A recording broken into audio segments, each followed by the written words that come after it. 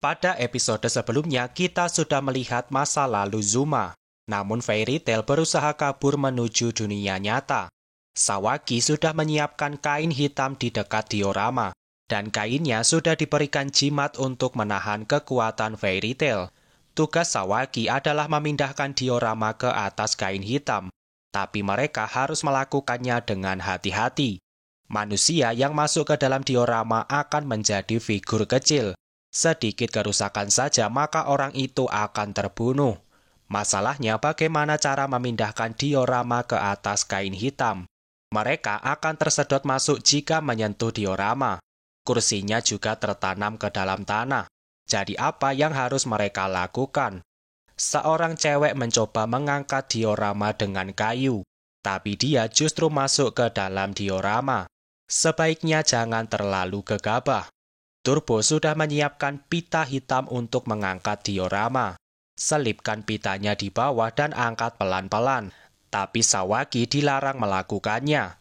Lebih baik serahkan saja kepada Mai. Mai adalah yokai, jadi dia punya ketahanan kepada kutukan. Sawaki meminta Mai melakukannya tapi dia tidak mau. Alasannya karena Mai tidak suka diperintah oleh Turbo. Mai menyuruh Sawaki melakukannya sendiri. Mai mulai merasuki Sawaki dan penampilan Sawaki berubah. Sawaki hanya memakai daleman dengan motif kura-kura. Dan Mai menjadi mikrofon untuk bernyanyi. Mai meminta semua orang menyoraki lagunya Sawaki. Sorakan itu akan menjadi kekuatan kepada Sawaki. Tapi Sawaki sangat malu berpenampilan begitu. Kekuatan Sawaki akan menjadi semakin besar jika sorakannya semakin kencang. Menurut Mai, sedikit erotis tidak masalah. Lagi pula, Sawaki akan terus berpenampilan begitu jika tidak bernyanyi. Sawaki tidak punya pilihan selain melakukannya. Turbo marah besar mendengar kelakuan Mai. Jika bertemu, Turbo akan mengirimkan Mai langsung ke neraka. Turbo biasa menyebut Mai dengan sebutan Kawabanga. Bagi saya, menyebut nama Kawabanga lebih mudah daripada Mai. Jadi mulai sekarang kita sebut saja Kawabanga. Okarun mencoba menelpon Sawaki tapi tidak tersambung. Murid SMA Renjaku melihat dunia di sekitar mulai hancur. Jika tidak cepat, semua yang ada di sini akan hancur termasuk juga mereka. Tiba-tiba semua orang melayang ke atas kecuali Ayase. Okarun memegang tangan Ayase supaya ikut terbang ke atas. Namun Ayase tidak terangkat sama sekali. Dari atas terdengar suara lagu yang menarik mereka. Ternyata lagu Sawaki bisa memanipulasi gravitasi. Hasilnya miniatur manusia bisa melayang keluar dari diorama. Kunci keselamatan mereka adalah nyanyian Sawaki. Beberapa orang mengambil sound system untuk menambah kemeriahan. Seorang cowok ikut bernyanyi dan yang satunya bermain musik. Uniknya cowok yang bernyanyi wajahnya mirip seperti CreepyNuts, penyanyi yang mengisi lagu opening animenya. Dukungan mereka membuat penampilan Sawaki semakin meriah. Murid SMA Renjaku sudah terbang jauh di atas, tapi Ayase masih tidak terangkat sedikit pun. Turbo curiga Ayase memakan sesuatu dari dunia ini. Kutukan kartu makanan tidak membiarkan Ayase keluar. Ayase menyuruh Okarun melepaskan pegangannya. Tentu saja Okarun tidak akan melakukannya. Okarun memberikan bola emas supaya kutukannya terlepas. Tapi Ayase tetap tidak melayang. Turbo yakin kuncinya adalah Fairy. Mereka harus mengalahkan Fairy sebelum diorama hancur. Turbo kemudian berpegangan kepada Ayase. Turbo akan menemani Ayase sampai Fairy dikalahkan. Lagi pula, Turbo tidak bisa berbuat apapun di dunia nyata. Turbo menyuruh Okarun mengalahkan Fairy secepatnya, karena aliran waktu di sini dan di dunia nyata itu berbeda. 1 jam di luar sama dengan 1 hari di sini. Ayase menyuruh Okarun segera melepaskannya. Sebenarnya sangat berat untuk Okarun meninggalkan Ayase di sini. Jadi sebelum berpisah, Okarun berkata, "Ayase-san, aku mencintaimu." Jantung Ayase berdebar sangat kencang. Turbo memarahi Okarun yang malah menyatakan cintanya di saat yang tidak tepat. Rokuro hanya tersenyum melihat 2 anak muda di bawah. sementara Vega tidak mendengar apapun dari atas. Turbo menyuruh Okarun segera pergi. Ayase dengan sengaja melepaskan pegangan Okarun. Jadilah Okarun terbang ke atas dan Ayase menyuruh Okarun menghajar Fairy. Dan setelah semua masalah selesai, Ayase meminta Okarun menyatakan cintanya kembali. Okarun paham dan berjanji akan melakukannya. Sementara Fairy sudah hampir mencapai batas dunia. Tapi tubuh Zuma mengalami pendarahan karena dipaksa terus bertarung. Fairy kaget melihat manusia di sampingnya. Tidak hanya satu, tapi ada banyak manusia di sini. Tidak lama setelahnya mereka kembali ke dunia nyata. Murid SMA Renjaku sudah siap menyerang Fairy. Ternyata Fairy melepaskan kendalinya kepada Zuma. Zuma terluka parah dan harus segera mendapatkan pertolongan. Fairy senang bisa merasakan udara segar. Fairy kembali mencari orang untuk dikuasai. Tubuh Zuma jelas tidak bisa bertahan. Namun Fairy merasakan kekuatan hebat dari seseorang. Orang itu punya potensi untuk menghancurkan dunia. Dan orang yang Fairy maksud adalah Sawaki. Sawaki punya penyesalan dan kebencian yang dibawa dari kecil. Kondisi itu dimanfaatkan Fairy untuk menguasai Sawaki. Tapi justru Fairy yang terlempar. Ternyata Fairy tidak bisa menembus kutukan Kawabanga. Kawabanga adalah seorang produser. Sudah pasti dia tidak akan membiarkan siapapun mengganggu Sawaki. Sawaki akan kembali bernyanyi untuk melawan Fairy. Tapi Fairy merebut mulut Sawaki supaya tidak bisa bernyanyi. Benar-benar kekuatan yang merepotkan. Lagu yang berhenti membuat Okarun, Rokuro, dan Vega terjatuh. Rokuro membuat roket untuk terbang ke atas. Tapi roket kecil itu tidak kuat mengangkat 3 orang sekaligus. Jadilah mereka hanya berhenti di tempat. Murid SMA Renjaku langsung menyerang Fairy. Tapi Fairy mengambil mata dan kuping mereka semua. Fairy juga menguasai pikiran beberapa orang. Jadilah mereka mulai bertarung tanpa tahu siapa yang dilawan. Mata mereka kembali tapi Fairy masih menguasainya. Jadilah mereka mulai menyerang ke arah Sawaki. Tiba-tiba semua orang terbang dan kepalanya tertempel kertas jimat.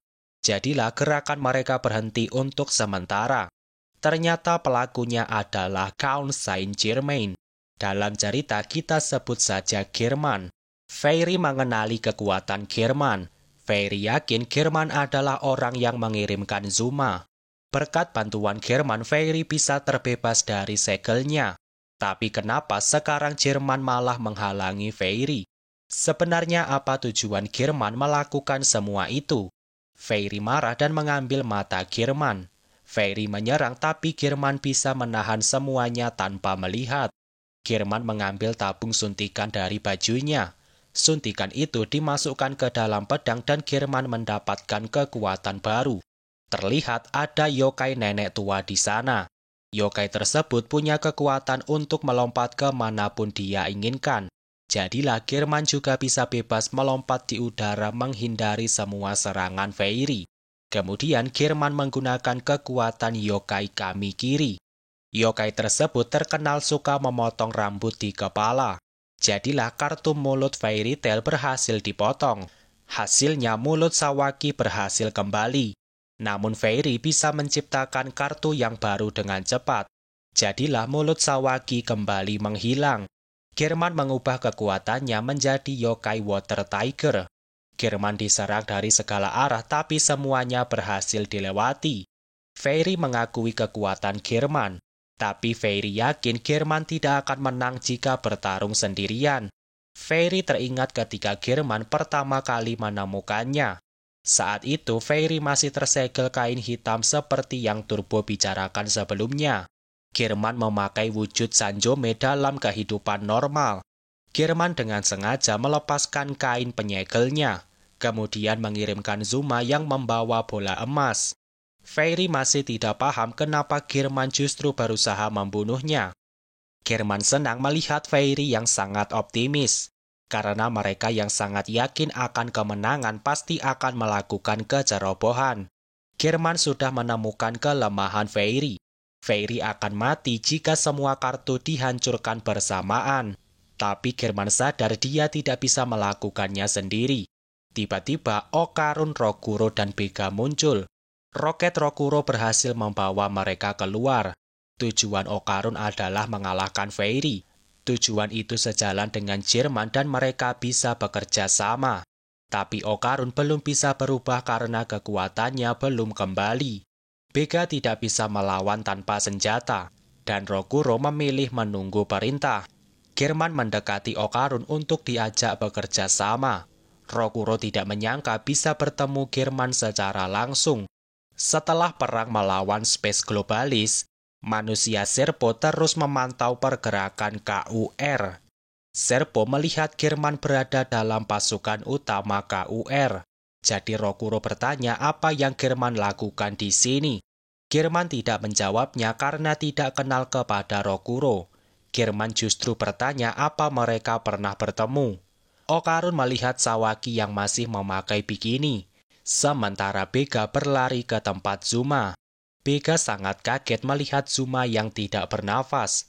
Bega meminta Zuma untuk bertahan. Tapi arwah Zuma sudah bertemu dengan Futa. Futa kemudian mendekati ayah dan ibunya. Tapi mereka menyuruh Zuma kembali. Belum waktunya Zuma mengikuti mereka. Zuma tersenyum melihat keluarganya bahagia di sana. Zuma kemudian kembali dan langsung terbangun dari pingsannya.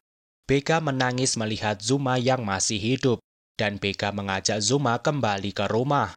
Sementara Rokuro menyerang Fairy dengan lasernya, tapi Fairy bisa melakukan regenerasi dengan cepat. German mengajak menyerang bersamaan. German menyuruh Okarun menyerang kartu wajah. Okarun teringat Ayase yang menunggu untuk diselamatkan. Okarun tidak peduli apa yang akan terjadi kepada tubuhnya. Okarun memaksa berubah walaupun tubuhnya akan terluka. German menyuruh Rokuro menyerang kartu mata. Fairy punya 4 kartu. 2 kartu sudah diserahkan kepada Okarun dan Rokuro. Apakah German akan melawan 2 kartu sekaligus? Tapi ternyata Zuma bisa memaksa tubuhnya untuk kembali bertarung. Jadilah sekarang keempat kartu bisa dikalahkan bersama. Fairy berusaha membakar kebencian Zuma kembali. Zuma harus benci kepada ibunya karena mencoba membunuhnya. Zuma melihat sendiri perjuangan ibunya melindungi keluarga. Tidak mungkin Zuma bisa membenci ibunya. Fairy sangat marah kendalinya berhasil dikalahkan. Tapi Jerman dan Okarun sudah siap menyerang dari dekat. Semua orang menyerang bersamaan. Keempat kartu hancur dan Fairy tidak bisa melakukan regenerasi. Tubuh Fairy berubah menjadi cahaya putih.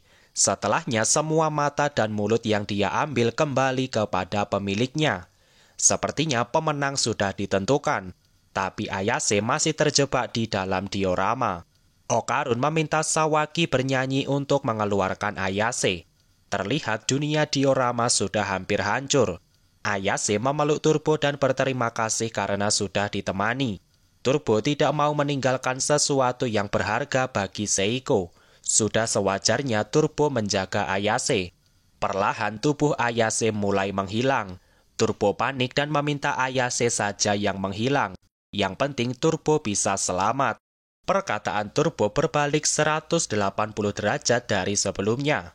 Turbo memakai tubuh kucing keberuntungan, tapi sepertinya keberuntungan Turbo tidak cukup untuk menahan kehancuran diorama.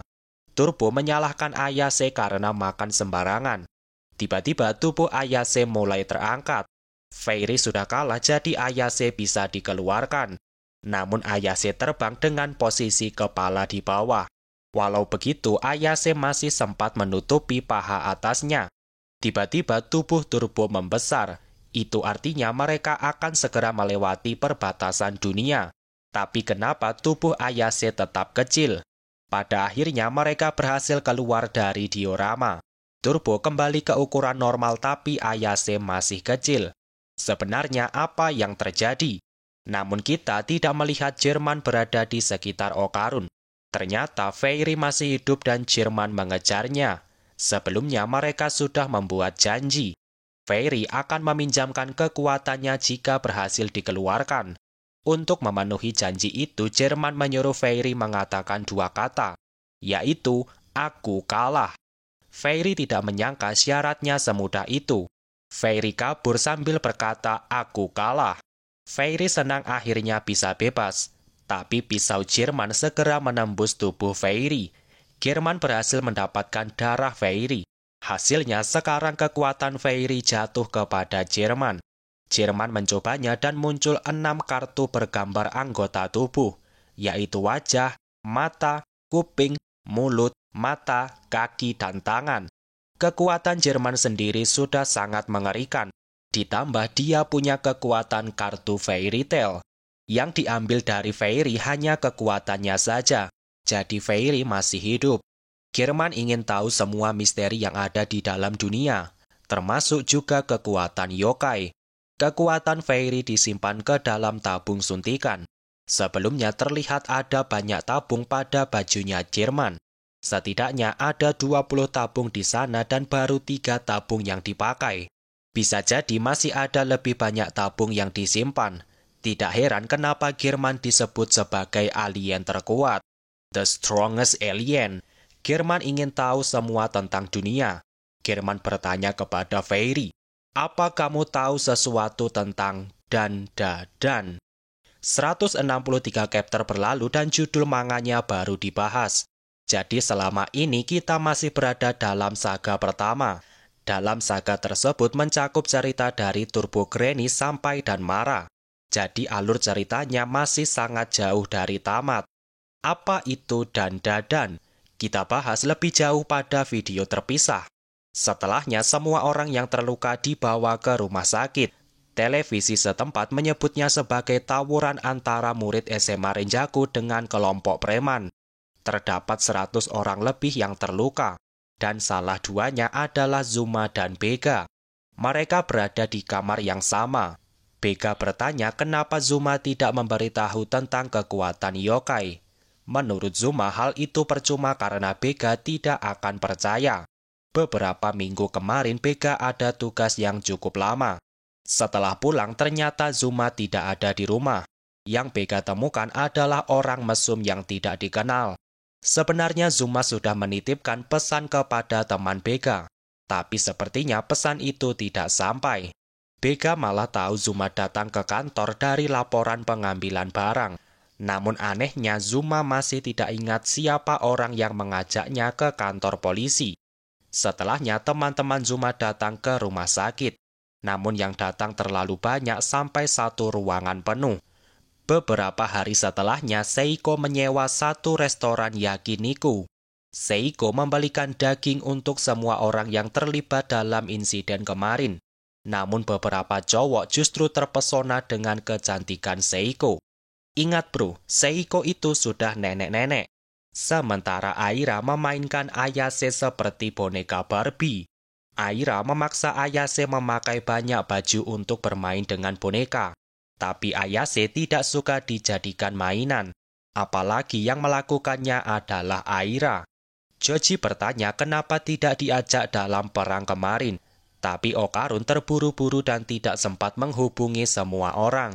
Yang pasti mereka siap membantu jika terjadi apa-apa. Kawabanga ikut berkomentar. Menurutnya kekuatan Sawaki seorang sudah cukup. Ternyata Kawabanga suka mencari masalah dengan semua orang. Jadilah Aira marah besar. Luka Ayase langsung pulih setelah keluar dari diorama. Joji bertanya kepada Seiko apa langkah mereka selanjutnya. Seiko juga tidak tahu. Semua yang terjadi karena Ayase memakan sesuatu dari sana. Yang bisa mengembalikan Ayase seharusnya adalah Fairy. Tapi dari sudut pandang mereka, Fairy sudah mati. Bisa dibilang mereka beruntung bisa mengeluarkan Ayase dari sana. Seiko berterima kasih kepada semua orang, terutama Turbo yang menemani Ayase sampai akhir. Tentu saja mereka tidak akan menyerah. Seiko akan mencari cara supaya Ayase bisa kembali normal. Keesokan harinya dilakukan upacara penting, yaitu memasang kembali bola Okarun. Mereka kembali bermain baseball dengan Seiko sebagai pemukul. Turbo masih yakin kepada lemparannya. Namun Seiko sudah melatih pukulannya ribuan kali. Siapa yang akan menang di antara kedua nenek tersebut? Turbo melemparnya dan bolanya berbelok di udara. Tapi Seiko masih bisa memukul bolanya dengan keras. Sudah pasti bola itu terbang entah kemana. Jadilah mereka harus mencari sampai ke tengah sawah. Pada akhirnya bola Okarun sudah terpasang kembali. Okarun berterima kasih sudah dibantu dari awal. Namun Okarun meminta maaf karena belum bisa mengembalikan tubuh Ayase. Tapi menurut Aira, Ayase jauh lebih cantik ketika mengecil. Kemudian Turbo meminta kembali kekuatan kutukan yang berada di dalam tubuh Okarun. Dari awal perjanjiannya memang begitu. Turbo akan membantu Okarun menemukan kedua bolanya. Jika semua sudah kembali, maka Okarun harus mengembalikan kekuatan Turbo. Tapi bagaimana jika nanti ada serangan alien? Kekuatan Okarun adalah salah satu andalan mereka.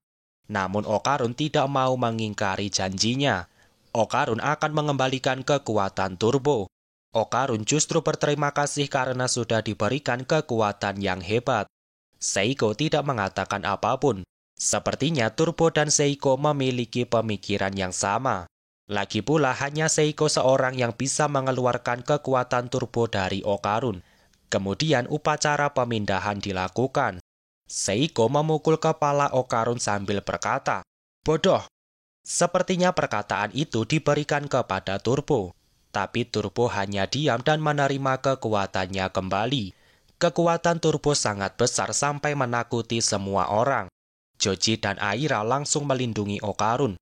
Tapi Turbo langsung menekan kekuatannya. Turbo berjalan keluar dan mengucapkan salam perpisahan. Sayonara. Turbo sudah menemani kita dalam waktu yang lama. Awalnya Turbo adalah yokai yang menakutkan. Tapi kita tahu bahwa Turbo bukanlah yokai yang jahat. Terima kasih Turbo Granny. Sekarang apakah Okarun sudah tidak bisa berubah? Jika begitu, bagaimana cara Okarun akan menolong Ayase? Dan kenapa Turbo harus pergi meninggalkan mereka? Tulis pendapatmu di kolom komentar. Sudah 1 bulan kita membahas cerita Danmara, tapi ceritanya masih akan berlanjut. Apakah kamu sudah menekan tombol subscribe? Jangan ketinggalan menjadi 20.000 anggota pertama Kerajaan Sains. Oke, sekian dulu video kali ini. Semoga videonya bermanfaat dan sampai jumpa di video selanjutnya.